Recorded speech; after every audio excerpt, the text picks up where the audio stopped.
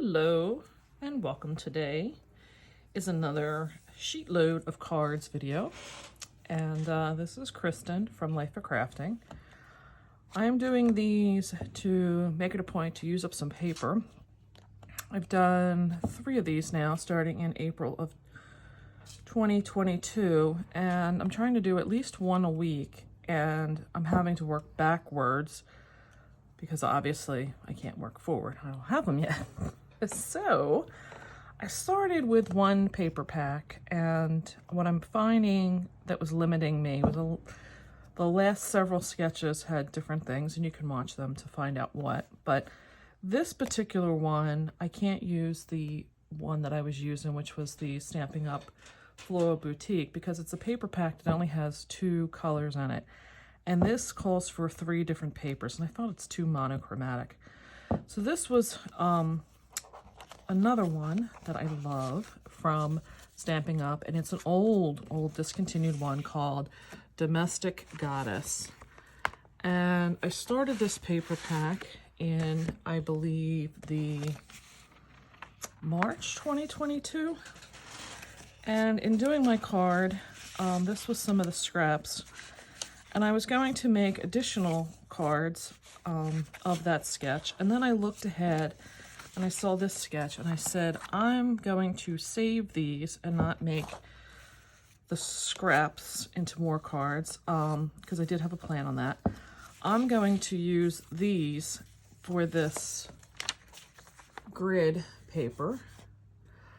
The one that has the white with the hearts on it, I'm going to try and use this florally paper here in the back.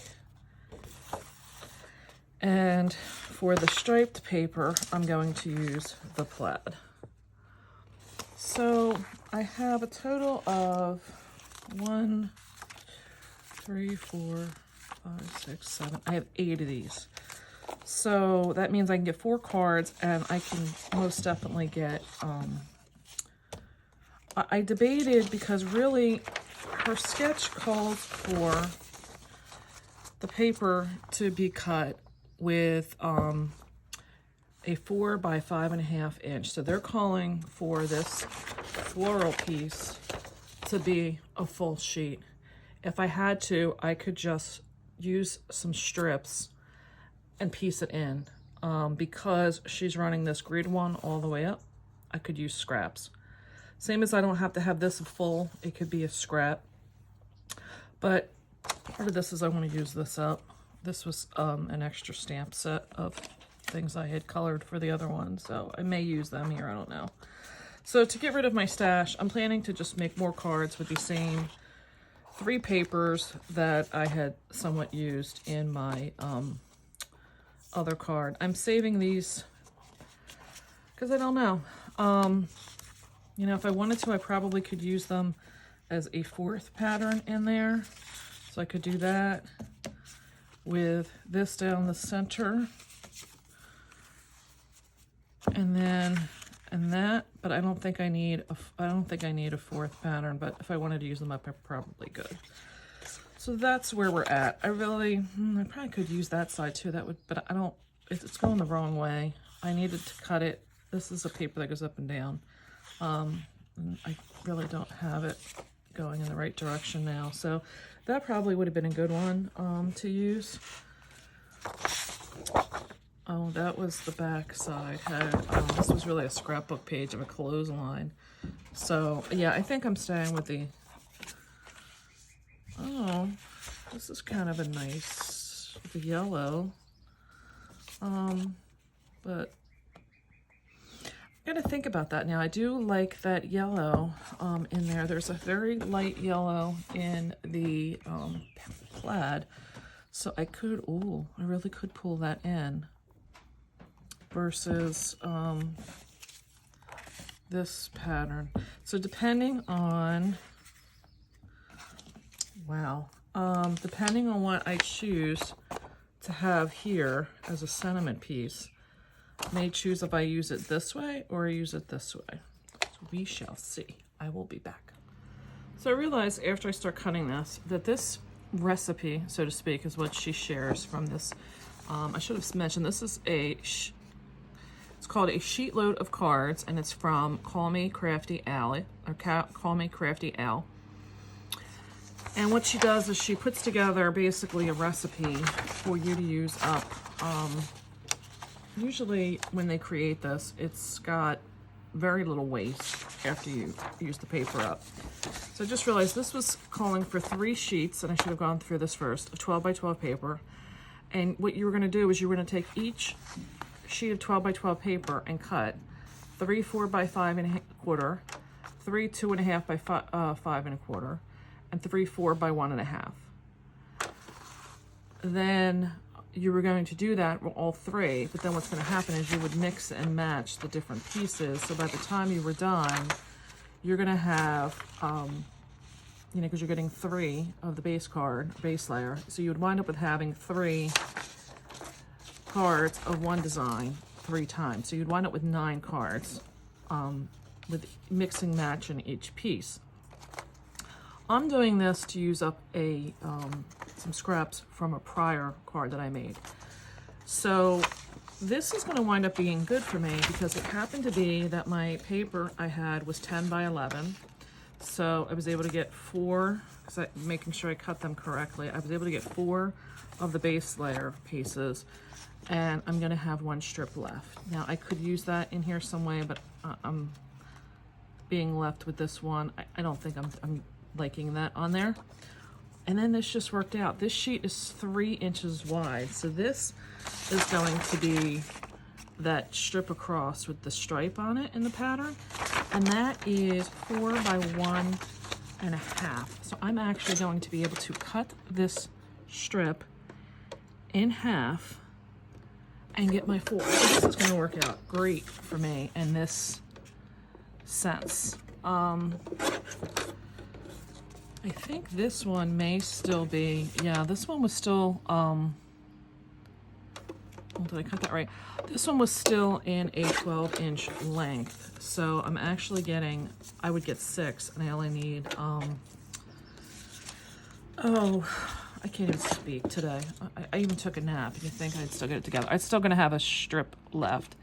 So I am still gonna have scraps that I'm keeping together with this paper pack as I use it up to see how much further I can get this paper to go. So I still have this left over from a sheet. I still have these, and this was the ends I cut off for the other card, which had, it was on the edge of this paper. So I still haven't decided what I'm gonna do with these. I kind of have an idea looking at the print in here what I'd like to do, but I don't know if I'm going to be able to do it. So we'll cut this up. I want to go find, I really like layers. I've gotten spoiled that way, and I always liked using layers of cardstock to break up pattern papers when they're laying on top of each other like that. So I'm going to prepare a few layers as well, and I'm gonna make 4 cards now, and I'm gonna just, for the record, when I come back, tell you what time it was I got started and then how long it took me to get these done. Because I'm kind of feeling like if I can get something fast for an icon for the center of this could go really fast. I could probably make these 4 in an hour from start to finish, but it depends on the pressure I put myself for finding what I want in the on here.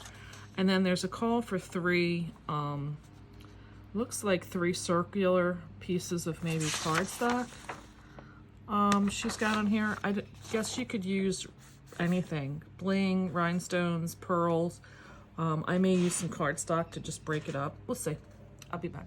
Hello, it's Kristen. I'm back. I was making, this is the final card that I came up with for this Sheetload design.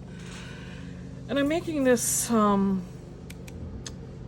it's supposed to be mistletoe, actually, from the Greetery's Winter Beauties stamp set. And I thought, you know what? It doesn't have to be it just can be wildflowers. It doesn't have to be mistletoe. I mean, personally, I don't even know what mistletoe looks like. Am I the only one? I wouldn't recognize it if I had it growing in my yard. So I made this to use up the scraps, and I just was gonna show the stamping for this, because this, if you're not gonna use a Misty, or this is, I just happen to have the Stamparatus from Stampin' Up, it's gonna be very difficult. I had to use a couple different colors. I also had to use this to make the stamp positioner get it correctly in space.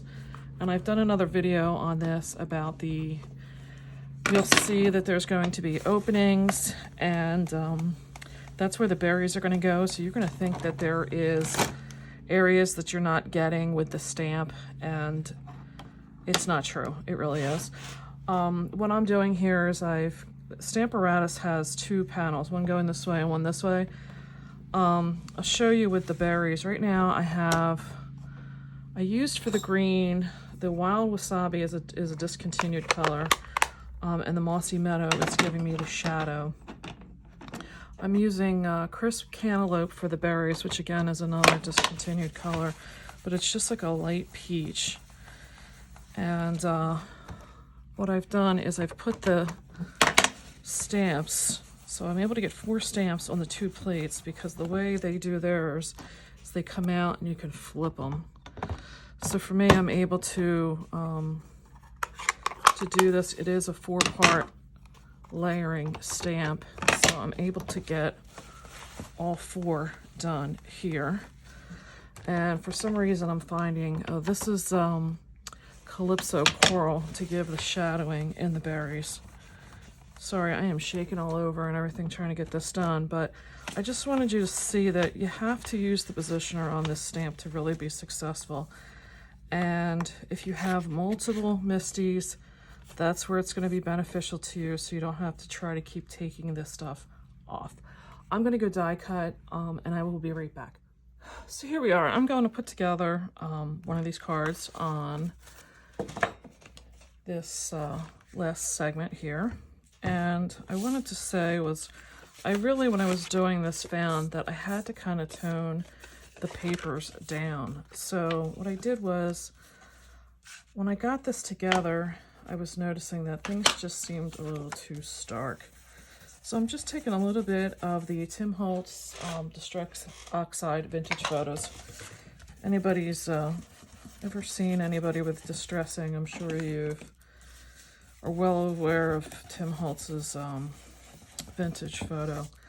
I'm just trying to give a little bit of definition to the edge of these papers, because I do have a lot of layers going on here. I don't want them all kind of fighting with one another, so to speak, because there's so much going on. I want them to kind of blend in and meld, and it seems like the vintage photo is what's going to accomplish that.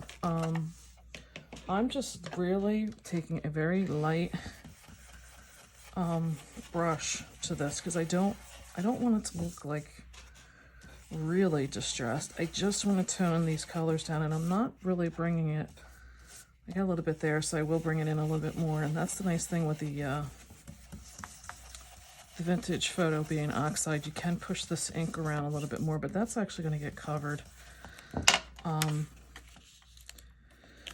So I'm not really that worried about it. So this paper, I thought, just screams like the 1950s. Oh my God, or 1940s. Just loved this. This reminds me of like an old kitschy wallpaper for a kitchen. So that was what I did there. Then the next layer was the one I was very indecisive about, because I really liked the cooking. But I really only have one stamp set, and I used it in my other one from, oh, was it the March, I think, of I did the Sheetload of Cards for March. Now you're probably wondering, like, what is she doing here? I'm going to just use some scraps. I do a lot of that. with my cards that I just use scraps. So I want to use these scraps in the yellow. And I just cut myself some strips off of a new sheet of Daffodil Delight, which is the color that is the yellow in this paper. And all I needed was a layer. So to me, I'm not wasting a whole sheet for that little bit of edge. So I'm using the big sheet because I'm going to need one down the center to keep it all level in the thickness on the card. So I started with that first, figuring it will give me what I need to get this stabilized. Then this sheet is just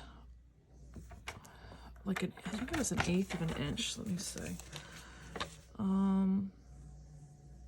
No, it's 5 1/4. So I need to take off all of that, and that'll come off all nice and straight. So now I have everything straight for that, and that's what's going to hide my blemish there. I do have a section here that is not level, so I am going to grab that last section of what I just cut off and use that. Great way to use that trash up. I mean, I literally just pulled that out of the trash can. So then this is going to cover that blemish. I am moving it in because I do want a row of my white flowers showing. So I'm not really doing this exactly the way the sketch is. I'm basing it on my paper. So then I did the same thing here. This is a strip for the front in this plaid, and I'll go through the measurements from her stuff in a minute.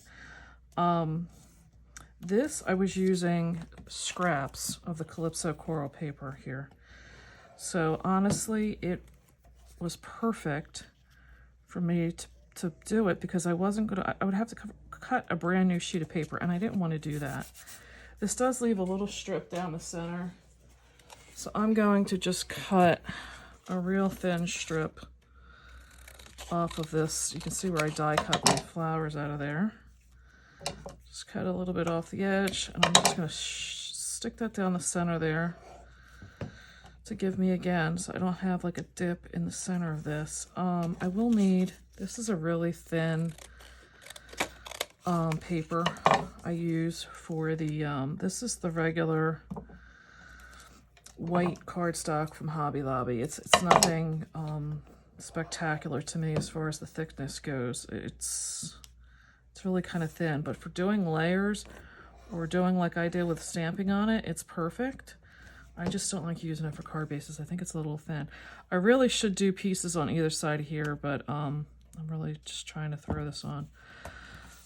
Yeah, I should have, to keep it all level, but there's so many layers. It's kind of, you're not even noticing a dip because there's so much layering going on there. The things I used for this was, I'll go back through it. This is the Domestic Goddess paper pack from Stampin' Up! That has long since been retired. I mean, I wouldn't be surprised if it's been retired for 10 years now.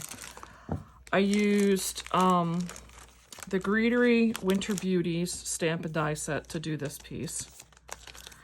I'm using the Greetery wood slices, and I'm using the small one. And one of the things I want to point out is that you get two pieces to this. You get what's the outside piece that has a little bit of embossing in there, which is what I did in this darker brown. And then you get the inside piece.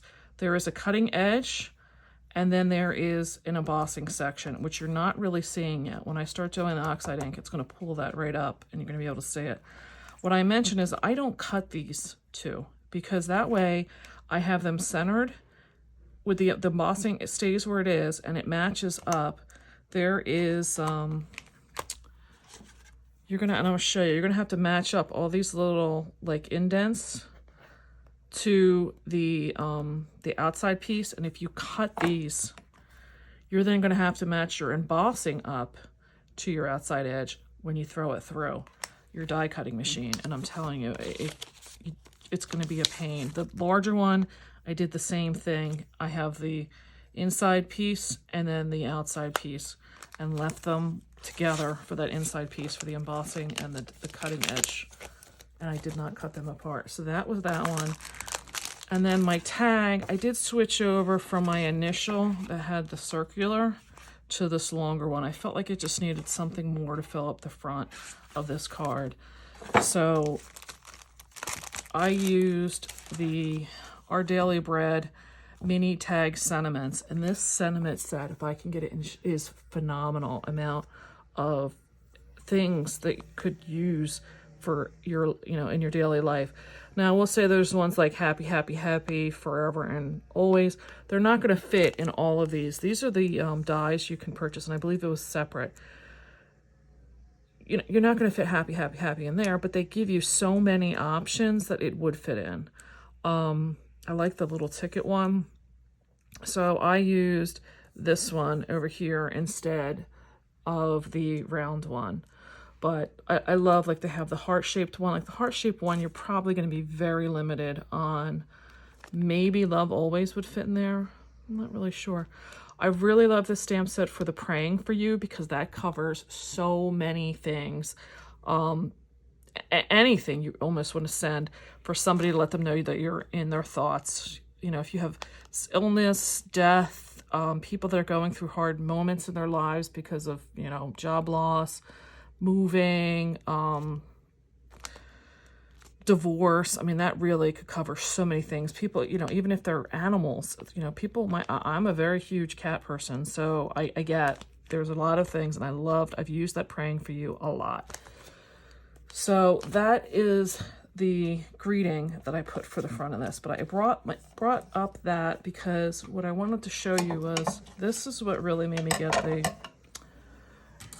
this oxide ink out, is that, like, it really doesn't seem to show a lot of the embossing, but when you start using these oxide inks on them, it pulls out that embossing. The dark one, not so much. This already has some deep grooves, but the inside piece, when I put some antique linen on it, you're going to see it's going to just pull right to the surface all of those rings that are embossed into this, and draw your eye to it, that you didn't have. Oh, Jesus Lord, and I'm embossing the back of it, so now you'll really get to see it. Oh Lord, I tell you, I'm a mess. I should call myself the mess of a crafter. So this one looks dark when you first start with it, but it does really lighten up. And then I usually just tap my brush on that because, it's wood. Wood's got different grains and things like that going on. And then you'll see, like, I did these ones about an hour or so ago, and it really does lighten up over time. But you get to see the embossed rings in there so much better now. Now for this, the way I've done these to match these up is there's like one section that's like more rounded and one that's more pointed. And I usually put the pointed section up in my mind at like 12 o'clock, and then you can see the rounded section on this, and there's a little bit of a point that comes in here, and that's how I've matched them up that way. So I can glue them down and get all that, because if not, you'll see like they don't match up. So you kind of have to play with it to get yourself understanding and the direction, and that's like how, like I said, I've got what seems to be a more rounded and what seems to be a more pointed section of this particular, as I say that, let me get this down. So for me, there was the larger wood slice, and I was thinking about it, but I didn't want to cover up all the paper so much. So I went with the smaller one to just give that little bit of a natural, like, woodsy feel to my card. And then I didn't do all the edges of this other stuff. Like, I was trying to show you like how much that white really kind of stood out, which is why it just didn't have the depth I wanted. You can just pull in even after a little bit of color to just pull it down. As a matter of fact, I've even done like the edges of the card, so the white of the card base isn't so, and I know you're supposed to do it in circles, but sometimes, you know what, you get better results just going back and forth. And then, like I said, when I was doing this, it just really seemed like it needed just a little bit of muting to get all the colors to come together and blend. And I'm doing this because I don't want to get, I don't want to get blotches on this. This is so little. So I'm just going to do basically like really light coloring. And I'm even doing the thread. The thread I didn't bring up was a baker's twine from Stampin' Up! That was Whisper White. This is the thickness of basically like an embroidery thread where they have like the 6 strings to it. You would do like counter cross stitch or something. I'm just using up, I probably got that from some card class or something I attended. I tend to have Stampin' Up! Ones I've gone to where they give you a, you know, like a something for attending it to make the projects with. I should have specified, I only put glue right in this section here because I do want it to still kind of have some, you know, lift off the page to give it a little bit of dimension. And I just put a little bit of glue, 1 dab there, and I lifted up this one little stem to shove the top of that behind. And that was it. You know, you could put your own sentiment inside. I'm leaving them blank because, like I said before, I use them for my online business, and I have clients that I'll be giving them to, and I have no idea what they're going to want to thank for. So, you know, it's getting to be the end of the school year. Maybe they want to give it to a teacher. Who knows? So I let them stay blank. So to do a recap, I have a sketch that I got from Call Me Crafty Al. This was the January 2022 sketch. I'm trying to do this to use up paper pads or paper packs, however you want to say it. I'm trying to use up my Stampin' Up! Domestic Goddess right now, and I started with Floral Boutique, and I've been working backwards to use this up. I'm very kind of new to this stuff. So this was the sketch that she had. She called for 3 sheets of 12 by 12, and you were going to get 9 cards. I was personally using some scraps I had left from a different card sketch that we were doing. So I only got 4 because that's what my scraps allotted me to use. And some of them were pieced together like the yellow, as I mentioned earlier, because of having smaller pieces. So if you did this according to her sketch, you would have gotten 9 cards from 3 pieces of paper. And I got mine. So I hope you like this video. If you get some inspiration, I would appreciate it if you would subscribe. Give it a thumbs up. Some kind of love would be appreciated. And I will be back shortly with some other cards that I'm going to be making that are going to probably be for my personal Christmas use. So those are going to be a little bit more involved. So my next video is probably going to be one that's going to take some time and a little more advanced stamping. So if you're into that, check that out. And I appreciate your time. And I should have mentioned, I'm also going to be submitting this as a yellow in April for the yellow in the card. And it's going to be a Saturday morning makes because I did start this on Saturday. So I hope you check out other people that use those same hashtags because there's a lot of inspiration. Have a nice day.